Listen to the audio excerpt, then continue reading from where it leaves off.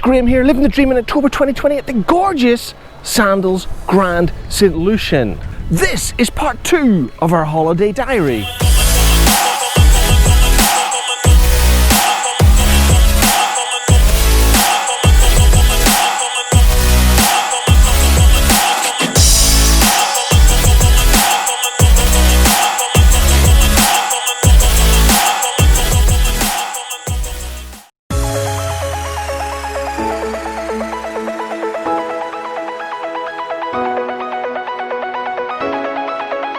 You joined Fiona and I in the Club Sandals Lounge on Thursday, the second full day of our vacation at the Sandals Grande Saint Lucia in October 2020. And this morning was going to be really interesting because the fantastic team at Club Sandals had managed to negotiate with the Saint Lucian government that 6 of us could leave the resort today to go on a hiking expedition of Pigeon Island. As I have said already many times during our vacation diary, and I will probably say many times more, it is October 2020. We are in the middle of the coronavirus pandemic, and all tourists visiting St. Lucia are required to remain in their resorts. So wearing masks to comply with the St. Lucian government requirements, we left the resort via the back exit en route for the short walk to Pigeon Island, where we would be handed over by the Sandals representative to a park ranger at the entrance to Pigeon Island, which of course is one of St. Lucian's national parks. Entrance to the park cost us $20 per couple, and we were all registered in with our temperatures taken to ensure we complied again with St. Lucian government regulations during this COVID-19 crisis. And just as a reminder guys, at the time we visited St. Lucia, there had been as few as 30 COVID cases in the entire island and no deaths whatsoever. So as you can imagine, with us being responsible tourists, we were very happy to comply with any regulations the St. Lucian government threw at us, ensuring the safety of every St. Lucian citizen we came in contact with. Anyway, back to our hike, and we were now en route to the first peak, and that is the first fort that is the easiest one to reach. And guys, it's not a hard walk whatsoever to this first peak. The second one's tough, and I'll show you that a little bit later. So let's enjoy the views over Rodney Bay and out across the Caribbean Sea.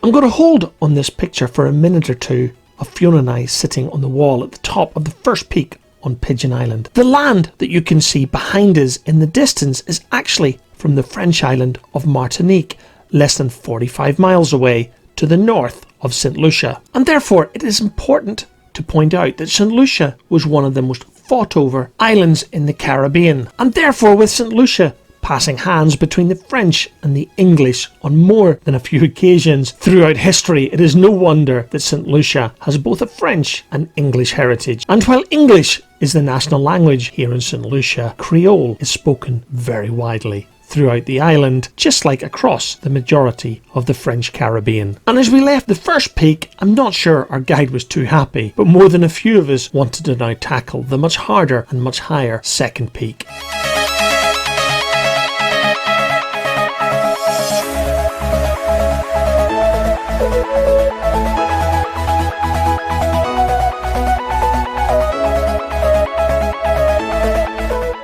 This trip to St Lucia in 2020 was the third time that Fiona and I been to Pigeon Island. However, on our first trip to Pigeon Island during our first visit to St Lucia in 2013, I tried to climb the second peak and failed. Quite frankly, the heat got to me in 2013 and I wasn't sure that the heat wasn't going to beat me this time too, because at around 10:30 a.m. it was already touching between 32 and 34 degrees centigrade. That's 96 to 102 degrees Fahrenheit. So while Fiona and one of the other ladies stayed back, the rest of us hiked to the top. It was a hard one, guys. I had to stop about 3 times on my ascent, but I got there in the end. And my goodness, the views were worth it.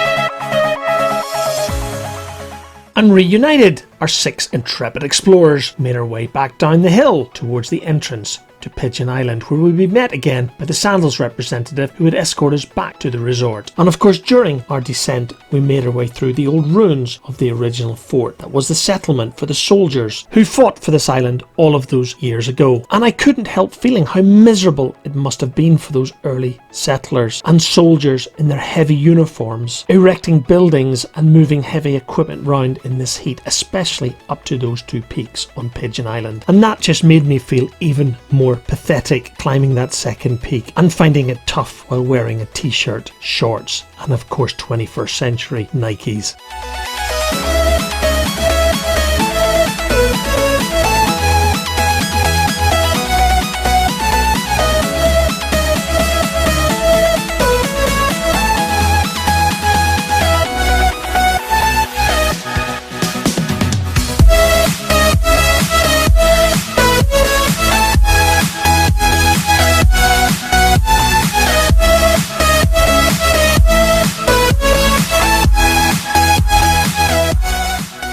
And that's it, guys. That was our hike to the 2 peaks on Pigeon Island over. So we made our way back to the entrance, where we were met by the Club Sandals representative who would escort us back to the Sandals Grande Saint Lucia, only a couple of 100 yards away. And of course we had to wear masks again to comply with St Lucian government regulations as we walked back to the resort.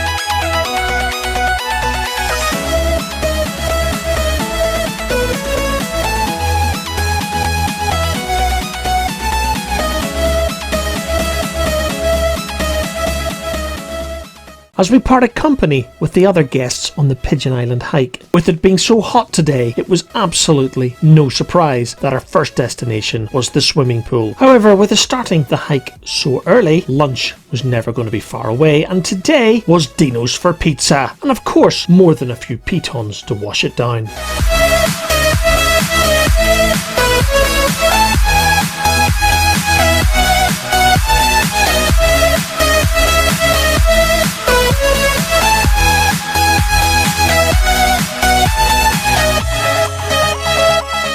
The pizzas at Dino's are fantastic. Fiona and I loved the Hawaiian pizza.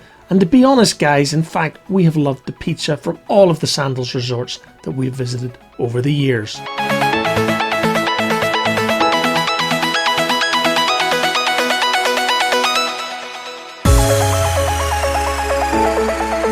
After pizza, Fiona and I simply lazed around the pool and did absolutely nothing until sunset, when we picked up a couple of no pressures from the beach bar and then headed to the pier to relax as the sun set behind us over Rodney Bay and Pigeon Island.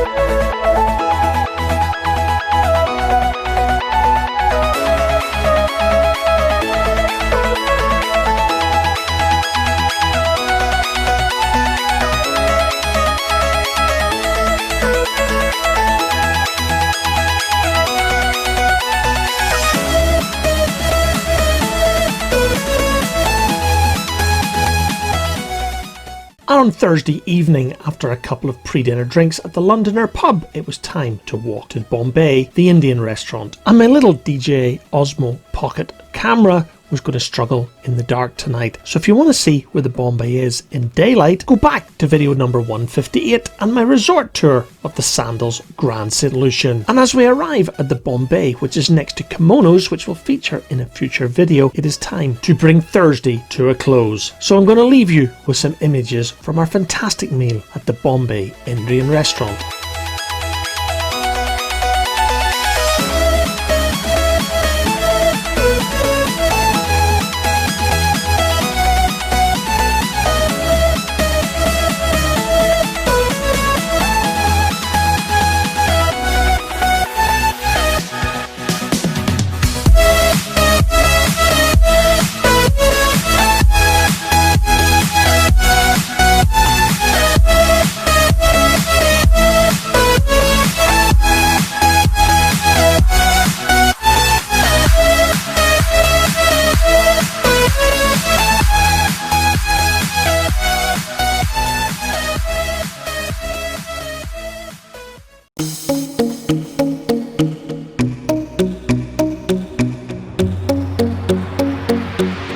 With Fiona wearing one of her brand new Liv'n the Dream t-shirts, Friday morning got off to a great start. We decided to make a change from the norm, and this morning we'd be heading to Toscanini's for breakfast, which from a weather point of view didn't look that promising. Unlike in the evening when Toscanini's is the only restaurant we visited in October 2020 with dress code, there is certainly no dress code for breakfast. And of course, you have the choice of dining inside or outside. This morning, Fiona had the fruit plate followed by an omelette, and I had the Eggs Benedict.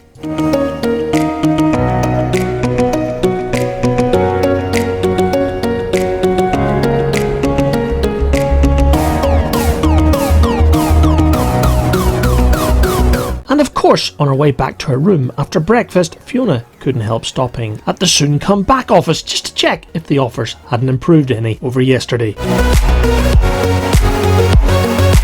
And again, the American Express gods looked favourably on me because Colombian Emeralds was closed.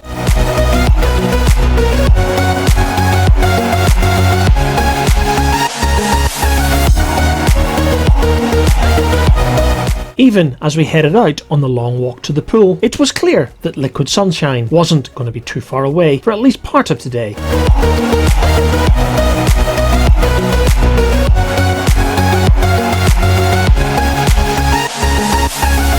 And if you ever want to watch Fiona do a 50-metre sprint, well, now you've seen it.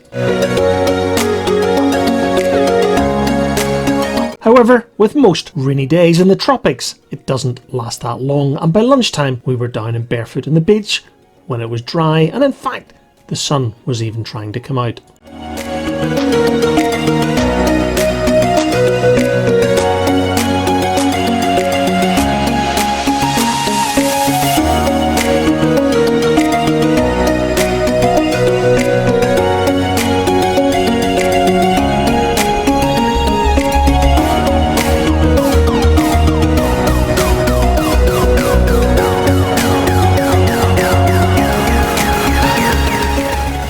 And straight after lunch, the lure to the beach and the noise of the party was too much for Fiona. She was on her way, of course, with a glass of wine in her hand. Over your head now, over your head. Who that wants to step in?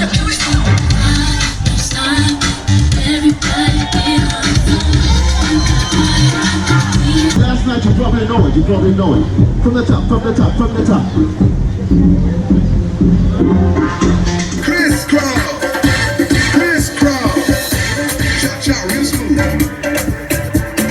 Let me see your cha-cha. Let me see your cha-cha. Take it back now, yo. Sandals had even brought out their floating bar. However, in a world currently being defined by social distancing, Fiona and I decided to watch this fun from the beach.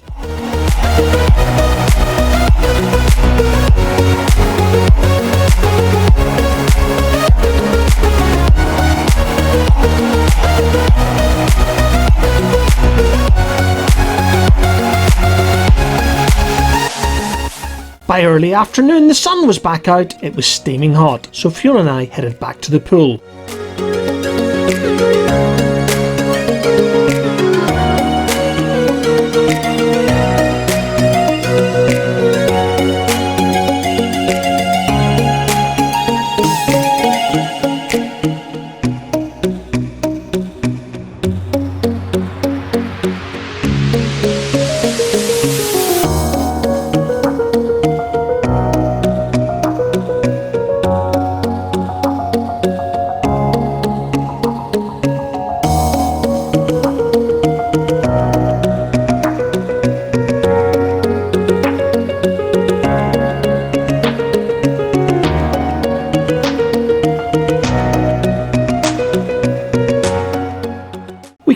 from these 11 nights at the Sandals Grande Saint Lucia with over 200 gigabytes of video footage. However, as we get further into the holiday, it's going to be harder to bring you new content. So I hope these longer stretches of video without narration tell the story of how much we enjoyed our time at the Sandals Grande Saint Lucia during October 2020.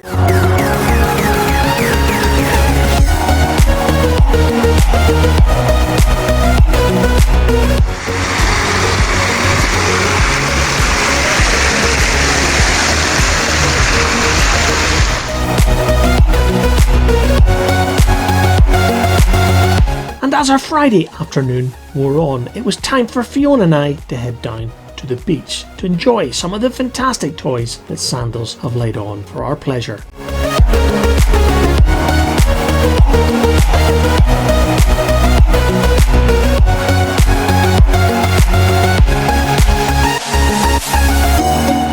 And of course, as I edit this segment on our beach fun that Friday afternoon, I'm going to have to be super cautious on what Fiona permits in the final cut. Living the dream, baby.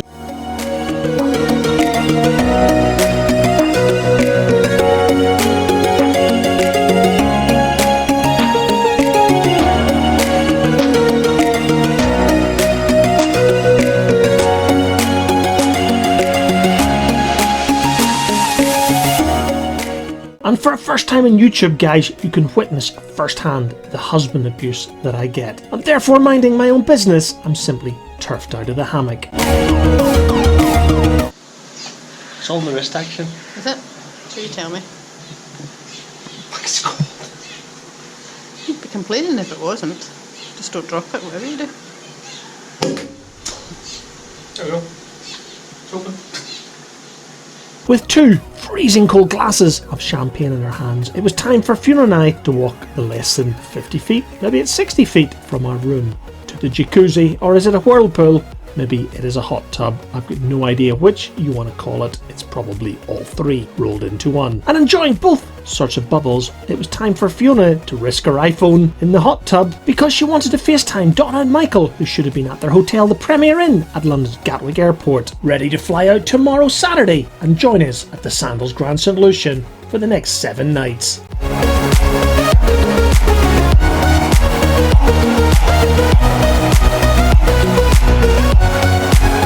And Friday night was going to be the first of 3 visits, 3 dinners that we would be having at Gordon's on the Pier during our 11 nights at Sandals Grande Saint Lucia. And just like last night, during our walk to the Bombay, the little DJI Osmo pocket camera was going to struggle in the dark as we walked to Gordon's on the Pier, which is also where we were going to bring Friday and this episode of our holiday diary to an end.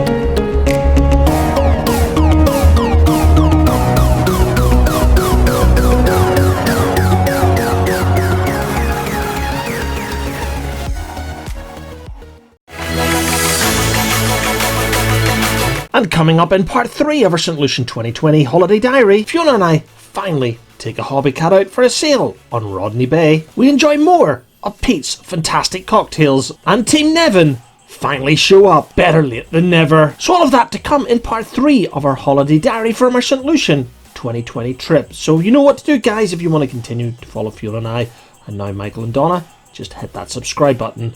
Thanks for watching.